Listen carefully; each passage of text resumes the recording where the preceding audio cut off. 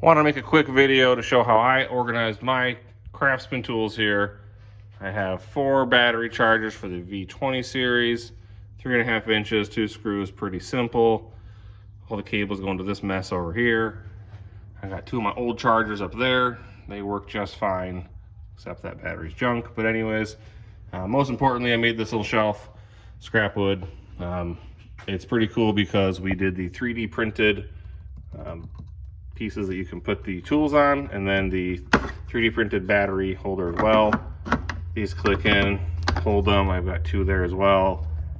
And then the top part is for things that I don't have a way to mount. Circular saw is a little too heavy to put there and awkward. And then we have the saws all over here as well.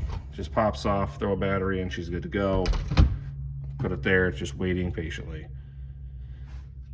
If you see these on Amazon, just buy them. They're awesome. I had to put a little block to extend them down because I have the belt loop attachments on them, some of them.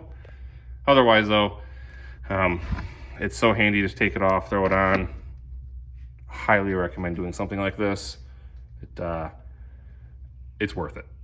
And then I got my C3 tools up here that are just too big to put anywhere else.